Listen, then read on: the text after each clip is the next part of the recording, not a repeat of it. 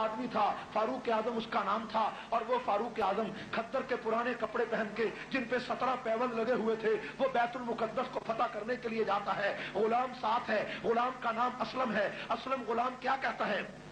یہ بات میں اسلامی تاریخ کے حوالے سے نہیں کہتا، بلکہ میں ایڈورڈ گبن کی وہ انگریزی کی کتاب جس کا نام ہسٹری آف اسلام ہے، جو 22 جلدوں میں فاروق اعظم پر اس نے لکھی ہے اور اسلام کی تاریخ رقم کی ہے. ہسٹری آف اسلام میں ایڈورڈ گبن لکھتا ہے کہ عمر فاروق اتنے بڑے ملک کو فتح کرنے کے لیے جس وقت مدینہ منورہ سے چلتا ہے تو غلام ساتھ ہے. غلام نے مہار پکڑی ہوئی ہے. ذرا توجہ کرے، واقعہ آپ نے پہلے بھی سن رکھا ہوگا، لیکن میں اس میں ایک نئی بات آپ کے سامنے لانا چاہتا ہوں کہ عمر فاروق سواری پہ سوار ہے، غلام ساتھ ہے. کچھ دور جا کر عمر فاروق نے غلام سے کہا کہ سواری روکو. غلام کہنے لگا شاید امیر المومنین قضائے حاجت کے لیے آ رہے ہیں. جب اس نے سواری کو روک دیا، عمر فاروق نیچے آئے، قضائے حاجت نہیں کی بلکہ اس غلام سے کہا کہ اے اسلم یہ مہار میرے ہاتھ میں دے دو. مہار اپنے ہاتھ میں لے لی اور غلام سے کہا تو سوار ہو جا. غلام کہتا ہے یہ روایت تو دنیا میں کبھی نہیں ہوئی کہ غلام سوار ہو اور آقا مہار پکڑ کے آ رہا ہو. اے عمر امیر المومنین دنیا کیا کہے گی، لوگ کیا کہیں گے؟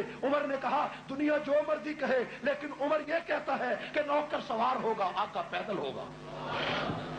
میرے بھائیوں، انسانی حقوق کی پاسداری اس سے بہتر بھی کوئی آدمی کر سکتا ہے؟ مکہ مدینہ سے چلے، مدین کی بستی گزر گئی، علاقے خراسان کے گزر گئے، کئی علاقے گزر گئے اور تبوک اور جناب جبیل کی بستیاں گزر گئی اور اس کے بعد اردن کا علاقہ آیا تو بیت المقدس آیا تو کیا ہوا میرے بھائیوں؟ باری باری فاروق اعظم نیچے اترتے ہیں، اوپر چڑھتے ہیں، نیچے اترتے ہیں، سواری پہ سوار ہوتے ہیں. جس وقت بیت المقدس سامنے نظر آیا تو کیا منظر تھا کہ فاروق اعظم کے پھر نیچے پیدل چلنے کی باری تھی، اسلم کے سوار ہونے کی باری تھی. فاروق اعظم جب نیچے مہار لے کر چلنے لگے تو اسلم نے کہا کہ امیر المومنین عیسائی کیا کہیں گے، یہودی کیا کہیں گے کہ مسلمانوں کے خلیفہ کو، مسلمانوں کا خلیفہ اتنا بے بس اور لاچار تھا کہ خود پیدل تھا. اسلم کہتا ہے میں اس وقت حیران رہ گیا کہ جب عمر فاروق نے جو پاؤں میں جوتا پہنا تھا وہ جوتا ٹوٹ گیا اور عمر فاروق کے ایک ہاتھ میں ایک جوتا پکڑا ہوا ہے، دوسرے ہاتھ میں مہار پکڑی ہوئی ہے. انسانی حقوق کی اس پاسداری کو کائنات میں کوئی اس کی نظیر پیش نہیں کر سکا کہ فاروق اعظم کا ٹوٹا ہوا جوتا ایک ہاتھ میں تھا اور ایک مہار دوسرے ہاتھ میں تھی اور غلام سوار تھا اور بیت المقدس کے اوپر تورات اور انجیل کی کتابیں لے کر لوگ بیٹھے ہوئے تھے اور قرآن نے اسی فلسفے کو پہلے بیان کر دیا تھا.